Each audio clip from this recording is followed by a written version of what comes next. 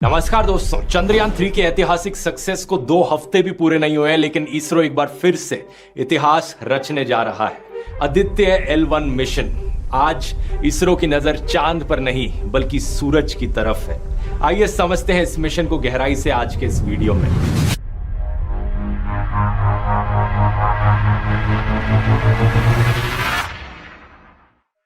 Aditya L1 India का पहला mission है जो स्पेसिफिकली सूरज को स्टडी करेगा। लेकिन जैसे चंद्रयान चांद पर लैंड किया था, वैसे आदित्य सूरज पर लैंड नहीं करेगा बल्कि दूर से ही सूरज को जांचेगा।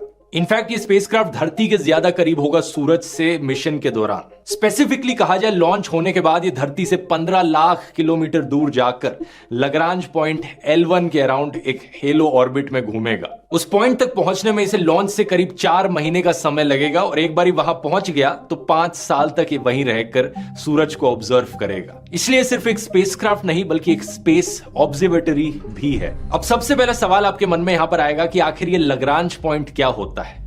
लग्रांज पॉइंट्स दोस्तों वो अनोखे पॉइंट्स हैं स्पेस में जहां पर 2 सेलेस्टियल बॉडीज का ग्रेविटेशनल फोर्स बैलेंस आउट करता है। सूरज और धरती को अगर हम यहां कंसीडर करें तो 5 लग्रांज पॉइंट्स बनते हैं। स्क्रीन पर आप देख सकते हैं कि ये 5 लग्रांज पॉइंट्स कहां पर लाई करते हैं। ये वो पॉइंट्स हैं जहां पर अगर हम कोई स्पेसक्राफ्ट भेजेंगे तो स्पेसक्राफ्ट का ऑर्बिटल मोशन, सेंट्रीफ्यूगल फोर्स, धरती और सूरज के ग्रेविटेशनल फोर्सेस से कैंसिल आउट कर जाएगा। इसका फायदा क्या हुआ? हमें स्टेबिलिटी मिलती है। जो भी स्पेसक्राफ्ट हम लग्रांज पॉइंट पर भेजेंगे, हमें ऑलमोस्ट कोई एफर्ट नहीं करना पड़ेगा उस स्पेसक्राफ्ट को उस पॉइंट पर बनाए रखने के लिए। स्पेसक्राफ्ट का फ्यूल बचेगा और वो स्पेसक्राफ्ट धरती की सन के अराउंड रेवोल्यूशन के साथ साथ गोल गोल घूमता रहेगा। इससे ज्यादा लंबे मिशंस भी किए जा सकते हैं। दूसरा फायदा है कंटिन्यूस ऑब्जर्वेशन। लग्रांज 1 यानी L1 पॉइंट का अगर हम एग्जांपल ले, यहां पर जो भी चीज हम वहां L1 पॉइंट पर भेजेंगे वो कंटिन्यूसली ऐसी पोजीशन में रहेगी जहां से धरती और सूरज दोनों को देखा जा सके और कभी भी एक दूसरे की शैडो में सूरज या धरती छुपेंगे नहीं।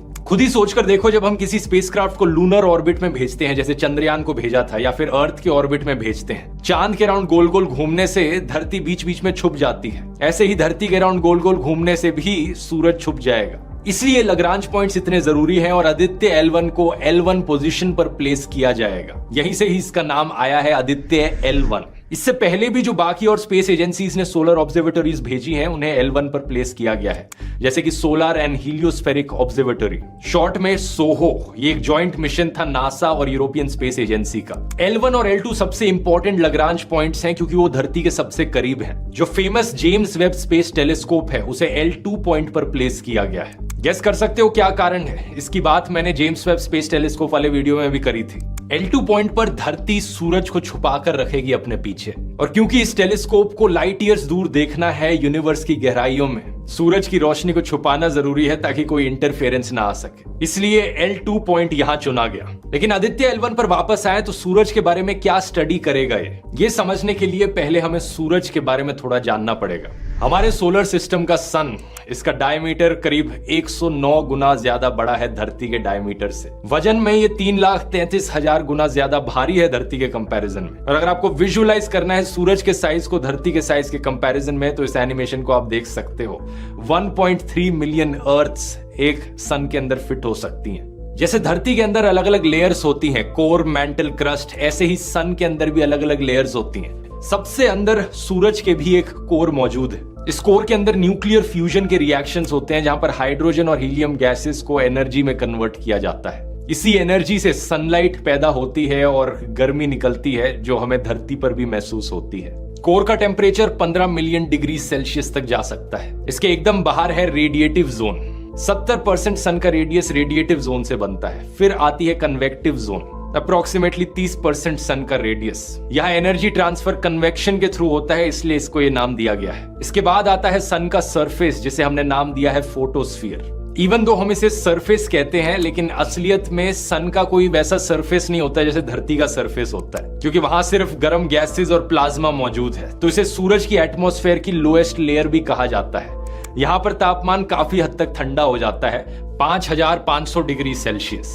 इसके ऊपर आती है क्रोमोस्फेयर की लेयर, जहां पर तापमान बढ़ने लगता है। 6000 डिग्री सेल्सियस से शुरू होता है और ऊपर तक पहुंचते पहुंचते 20,000 डिग्री सेल्सियस हो जाता है। फिर एक पतली सी लेयर है ट्रांजिशन रीजन नाम से, और उसके बाद सन की सबसे आउटर मोस्ट लेयर आती है जिसे कोरोना कहा जाता है। इस वाले कोरोना का उस कोरोना वायरस से कुछ भी लेना देना नहीं है। कोरोना की लेयर में बहुत गर्म प्लाज्मा मौजूद होता है, 1 to 3 मिलियन डिग्री सेल्सियस। एक सवाल यहां आपके मन में आएगा कि आखिर क्या कारण कि सन का कोर इतना गर्म है लेकिन सरफेस ठंडा हो जाता है और फिर कोरोना वाली लेयर फिर से इतनी गर्म हो जाती है। आगे बढ़ने से पहले मैं आप सबकी तारीफ करना चाहूंगा कि आप अपना टाइम ऐसे एजुकेशनल वीडियोस देखने में लगा रहे हैं, क्योंकि सोशल मीडिया पर टाइम वेस्ट करने के हजारों तरीके हैं, लेकिन ऐसे वीडियोस से आपकी नॉलेज बढ़ती है। यह आपके टाइम का सही इन्वेस्टमेंट है। ऐसे ही अगर आप अपने टाइम को बेहतर मैनेज करने की अल्टीमेट टेक्निक सीखना चाहते हैं मुझसे, तो मेरे टाइम मैनेजमेंट कोर्स को ज्वाइन करके देखिए ध्रुव राठी एकेडमी पर। ये एक बड़ा ही प्रैक्टिकल कोर्स है जिसमें मैं step by step secret technique सिखाता हूं जिन्हें मैं अपनी जिंदगी में खुद इस्तेमाल करता हूं। इसे कंप्लीट करने के बाद आप अपनी पढ़ाई में और काम में एक जबरदस्त ट्रांसफॉर्मेशन देखेंगे। जिन हजारों लोगों ने कोर्स लिया है उनका भी यही कहना है। ज्वाइन करते वक्त कूपन कोड SUN42 इस्तेमाल कीजिए 42% ऑफ पाने के लिए इस कोर्स पर, आप में से पहले 400 लोगों के लिए। लिंक नीचे डिस्क्रिप्शन में है और इस QR कोड को स्कैन करके भी आपको लिंक मिल जाएगा। जल्दी से जाकर ट्राई कर सकते हैं। और अब वीडियो के टॉपिक पर वापस आते हैं। आखिर क्या कारण कि सन का कोर इतना गर्म है लेकिन सरफेस ठंडा हो जाता है और फिर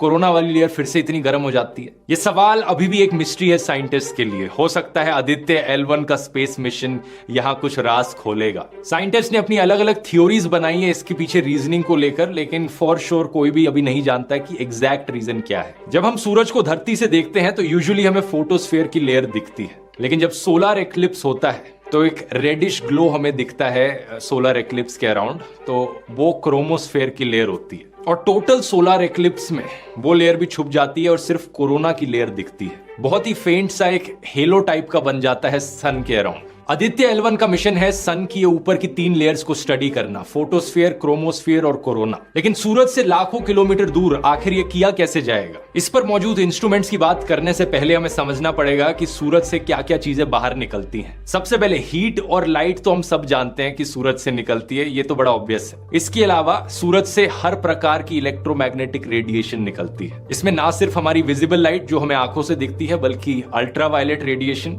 यूवी रेज जिसकी वजह से स्किन कैंसर हो सकता है, infrared radiation, radio waves, X rays, gamma raise.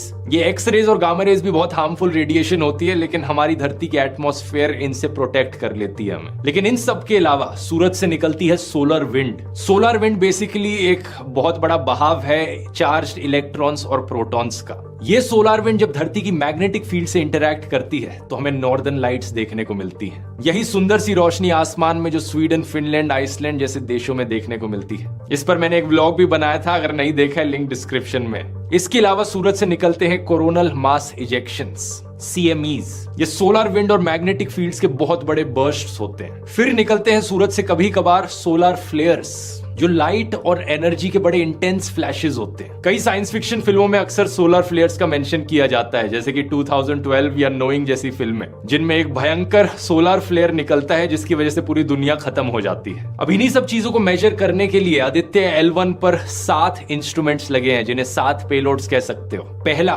Visible emission line coronagraph, short में वेल्क। ये कोरोना लेयर को स्टडी करेगा और कोरोनल मास इजेक्शंस को ऑब्जर्व करेगा। दूसरा, solar ultraviolet imaging telescope, short में सूट। ये सूरज की फोटोस्फीयर और क्रोमोस्फीयर की इमेजिंग लेगा अल्ट्रावायलेट स्पेक्ट्रम में। तीसरा, solar low energy X ray spectrometer, short में सोलेक्स। और चौथा, high energy L1 orbiting X ray spectrometer, short में हीलियोस। ये दोनों सूरज से निकली एक्सरेज को स्टडी करेंगे, स्पेशली सोलर फ्लेयर्स में जो एक्सरेज निकलती हैं। पांचवा, Aditya solar wind particle experiment, short में एस्पेक्स। और छठा, plasma analyser package for Aditya, short में पापा। ये दोनों सोलर विंड को स्टडी करेंगे। आखिरी पेलोड है मैग्नेटोमीटर MAG, जिसका काम है मैग्नेटिक फील्ड्स को मेजर करना, वो मैग्नेटिक फील्ड्स जो इस L1 पॉइंट पर आ रही हैं। तो इन 7 में से 4 पेलोड्स डायरेक्टली सूरज को स्टडी करेंगे और बाकी 3 पेलोड्स उस L1 पॉइंट के आसपास